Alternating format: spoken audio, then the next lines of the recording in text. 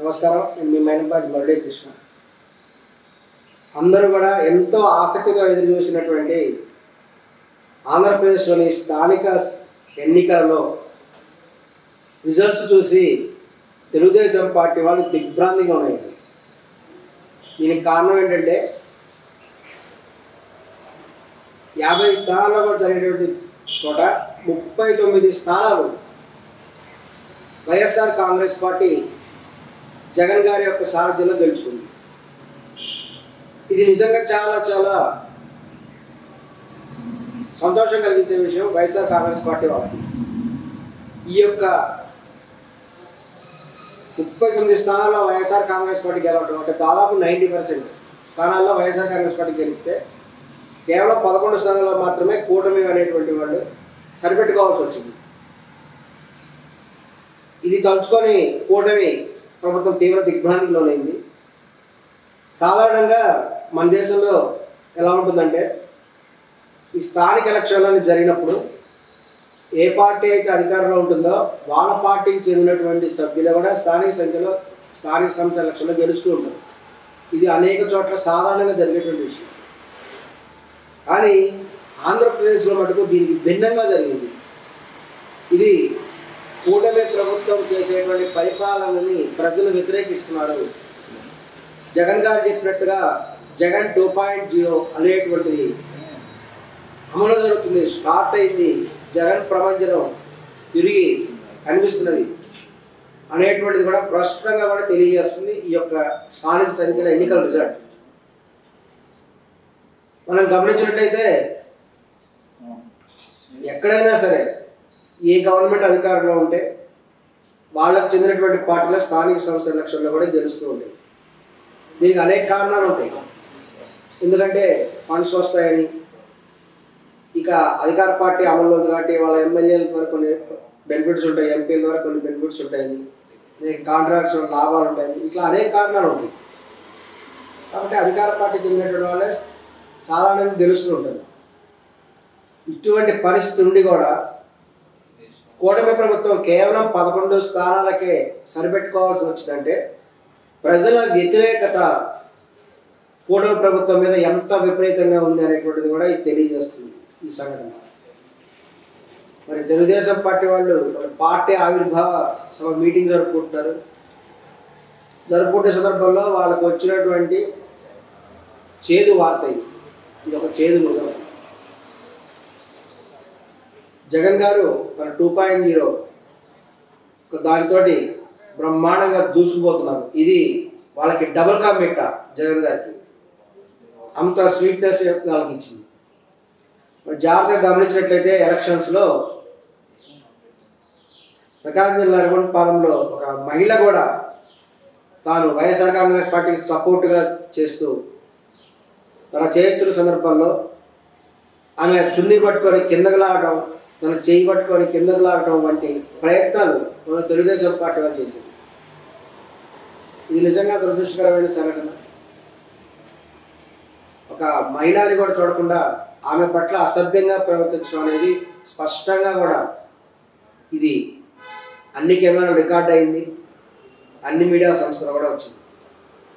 ఇది నిజంగా టీడీపీ వాళ్ళు ఇటువంటి సంఘటనల పట్ల సిగ్గుపడాలి.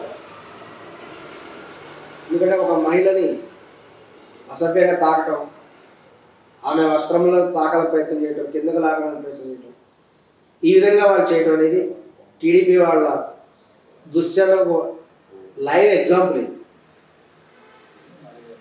అలా కాకుండా మరొక చోట ప్రాంతంలో కూడా ఈ యొక్క పరిటాల రవి వాళ్ళ కుటుంబ సభ్యులు అక్కడ స్థానిక సభ్యులను కూడా కిడ్నాప్ చేయాలని ప్రయత్నించడం, వాళ్ళని ఒక చోట రహస్యంగా తీసుకెళ్ళి దాచడం వంటి ప్రయత్నాలు కూడా చేశారు. దీన్ని వైఎస్ఆర్ కాంగ్రెస్ పార్టీ వాళ్ళు కూడా తీవ్రంగా ప్రతిఘటించారు, తీవ్రంగా అటాక్ కూడా చేయడం జరిగింది.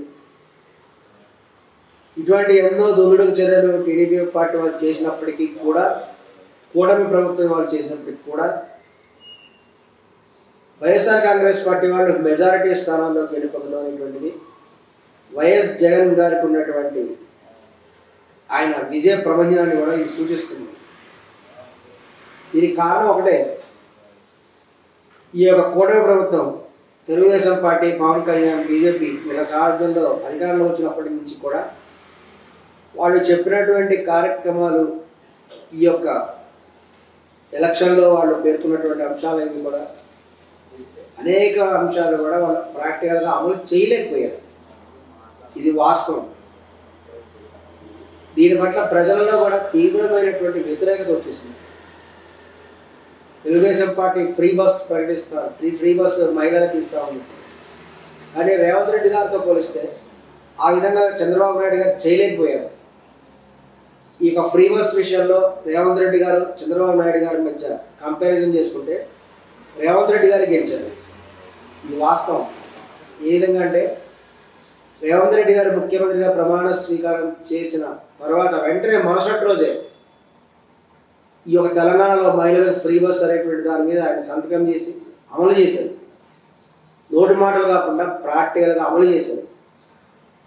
మొదట ఇమీడియట్గా వాళ్ళకి 0 టికెట్ ఇష్యూ చేయడం వంటిది టెక్నికల్ ప్రాబ్లమ్స్ ఉన్నప్పటికీ కూడా ఎటువంటి టికెట్ కూడా లేకుండానే ఏ మహిళ అయినా సరే just RTC bus, ordinary metro express అన్నీ కూడా జస్ట్ చెయ్యితే చాలు బస్సు ఆపడం, వాళ్ళు బస్సు ఎక్కడం, టికెట్ అనేది ఉండదు. వాళ్ళు ఎక్కడికైనా టికెట్ కూడా లేకుండా కూడా ప్రయాణం చేయొచ్చు. ఈ విధంగా అతను ముఖ్యమంత్రి అయిన నెక్స్ట్ డే రోజున రేవంత్ రెడ్డి గారు ఈ పథకాన్ని ప్రవేశపెట్టారు. అందువల్లనే ఇటీవల జరిగినటువంటి అత్యంత ప్రభావితమైన రాజకీయ నాయకుల లిస్టులో రేవంత్ రెడ్డి గారి 10 స్థానాలు పైకి వచ్చింది.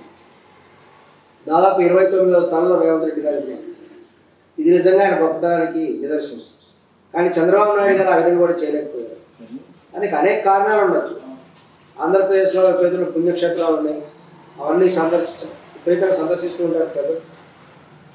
కాబట్టి తెలంగాణతో పోలిస్తే ఆంధ్రాలో ఉచిత బస్సు పథకం వల్ల ఎక్కువ ఆర్థిక భారం పడే అవకాశం ఉంది. ప్రస్తుతం ఆంధ్రప్రదేశ్ ఉన్నటువంటి పరిస్థితులలో ఇది కష్టం, ప్రాక్టికల్గా కొంచెం కష్టం. అది నిజమే కదా. మరి అటువంటిప్పుడు ఎలక్షన్లలో ఎందుకు ఈ విషయాన్ని ఒక అంశంగా ప్రచారం చేశారు? ఇది గమనించాల్సినటువంటి విషయం. చంద్రబాబు నాయుడు గారు అంటే ప్రముఖ సీనియర్ రాజకీయవేత్త ఆయన ఇటువంటి అంశాలు గమనించకుండా దాదాపు 70 ఏళ్ల వయసు ఉన్నటువంటి వ్యక్తి తను హామీలు ఇచ్చినప్పుడు అంత చూసుకొని హామీలు ఇవ్వాలి కదా. అట్లా అమలుగానే హామీలు ఇచ్చి ఈ రోజున వాటిని అమలు చేయలేక తీవ్రమైనటువంటి ఇబ్బంది కూడా పడుతుంది. అనేక పథకాలు కూడా అమలు జరగటం లేదు. చాలామందికి పెన్షన్ అందట్లేదు. చాలామందికి ఇదివరకు జగన్ గారు వచ్చినటువంటి పథకాలు కూడా అమలు జరగటం లేదు అనేటువంటి ప్రజా వ్యతిరేకత కూడా ఈరోజు కూటమి ప్రభుత్వంలో ప్రారంభమైంది.